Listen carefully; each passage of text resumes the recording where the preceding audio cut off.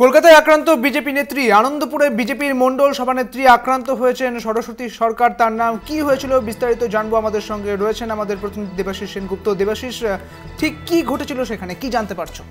দেখো, গতকাল রাত্রেবেলা যখন প্রচার সেরে ফিরছিল বিজেপির কসবা জেলা সাংগঠনিকের যে মন্ডল সভাপতি সরস্বতী সরকার সহ বিজেপি কার্যকর্তারা, তখন রাত্রেবেলা অভিযোগ হোসেনপুর অঞ্চলে অর্থাৎ আনন্দপুর থানা এলাকার হোসেনপুর অঞ্চলে তাদেরকে আক্রমণ করে তৃণমূল আশ্রিত দুষ্কৃতীরা এবং রিভলভারের বাট এবং বাটাম দিয়ে তাদের মারধর করে। সরস্বতী হালদারের মাথা ফেটে যায় এবং এ বিষয়ে ইতিমধ্যে আনন্দপুর থানায় অভিযোগ দায়ের করা আছে। মূল অভিযোগ তৃণমূল আশ্রিত গুন্ডাদের দিকে এবং অভিযোগ যে স্থানীয় 108 নম্বর ওয়ার্ডের যে কাউন্সিলর সুশান্ত ঘোষ এবং তার যারা সাঙ্গপাঙ্গ রয়েছে তারাই এরকম ধরনের ঘটনা ঘটিয়েছে। তারা প্রতিদিন তারা যখন প্রচার করে ফেরে রাত্রেবেলা, যদি সকালবেলা তারা প্রচার করতে পারে না, এমনটাই সরস্বতীর অভিযোগ।